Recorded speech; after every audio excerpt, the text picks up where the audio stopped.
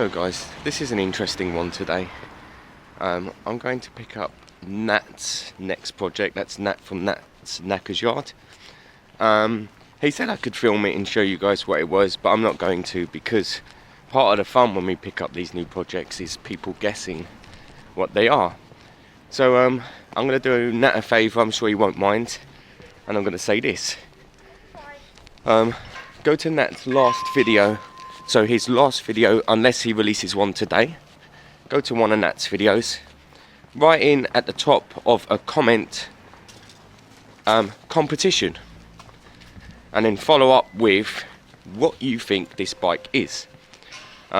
Make and model. First person to guess the make and model of this bike will win a Motorcycle Rescuer t-shirt. And I'm hoping Nat has the facilities to make one of his tax discs for that person. He normally puts bikes on it, or the year of the bikes, but actually he could put his signature or something on it. So, small competition here. Of course, you have to be subscribed to Nat's Knacker's Yard channel to be able to be in to win this. First person subscribed to put in the comments competition at the top, and then write the answer, what they think this bike is. Will win a Motorcycle Rescue t-shirt and of course a tax disc. Now, when you're going to view a bike for someone else, it's a slightly different game. I'm more on my game with something like this because I don't want that getting screwed over. So what I'm looking for is, number one, how much money is going to need to go into this bike for it to become a kind of everyday rider. That will involve things like, is the fuel tank good? Is the paintwork great? The tyres are the most awkward thing to deal with, and it costs money and time. So are the tyres good? Is the chain and sprocket good? Anything else is serviceable. You need to service the brakes and everything else, but the tyres, they need to be good. They need to be in good date, good condition, etc. So that's what I'm going to be looking for. But as I said, I'm not going to show this one. I'm just going to go and get it bought, store it up for him, and when Nat's feeling a bit better, we'll arrange him getting his new project. Anyone who watches Nat's channel, what he does with his bikes is unbelievable. So I'm sure he'll do something interesting if it needs it. If it needs it.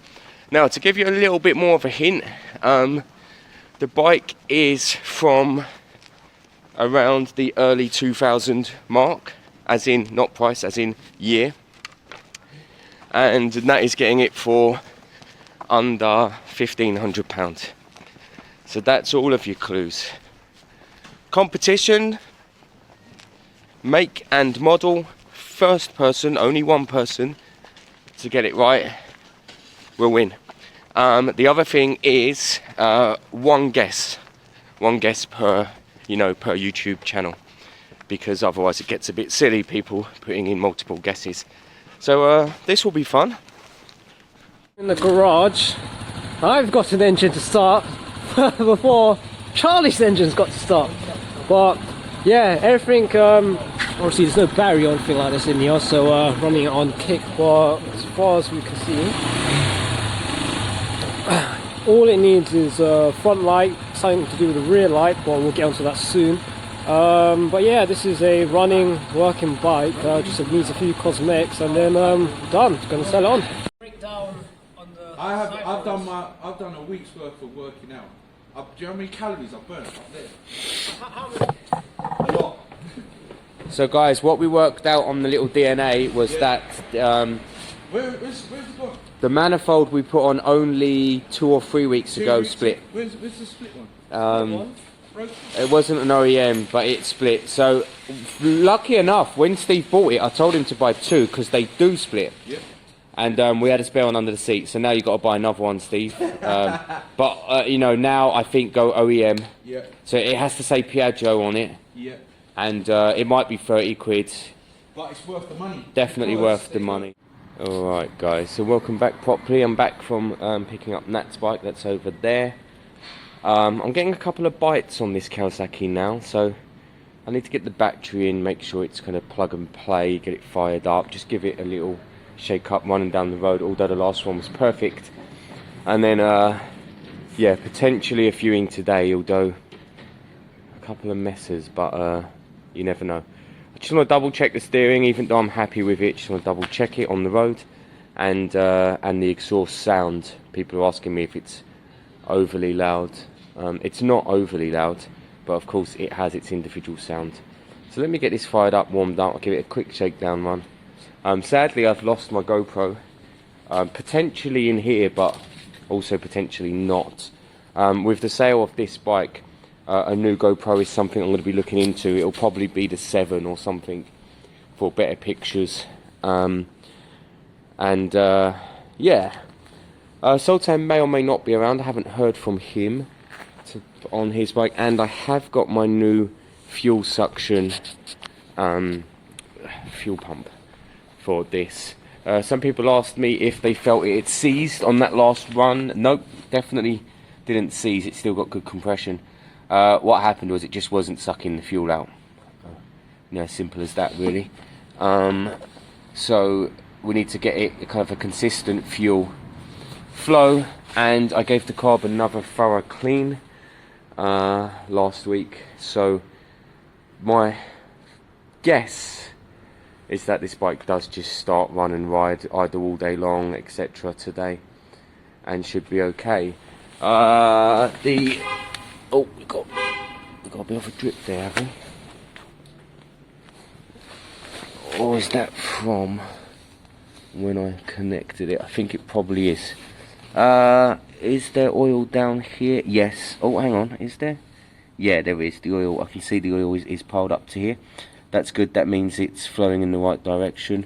Although, technically, at the moment, it's stopped here. So why hasn't it? Maybe I'll need to pump it down, put some pressure into it to get it all the way through the flow. But there is some down within that line, so it will be doing its basic job at this stage. Also, when you run it, it should create its own vacuum as well to help out with that. So, first things first, let's get that on and kind of warmed up and get a short video for people who are interested in the sound, as in people looking to view it. And I'll put that aside and we'll start looking at the little yellow bad boy. So Kawasaki's great. Alarm's all set up now, which is good. Starts first press of the button. Sounds great. Oh.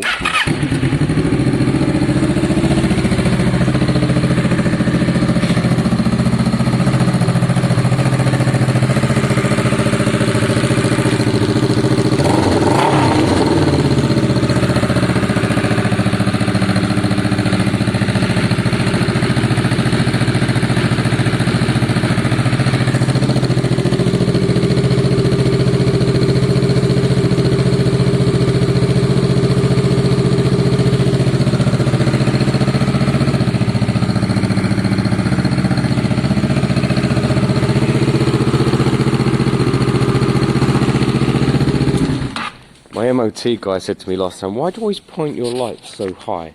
And I was like, I've got bent eyes.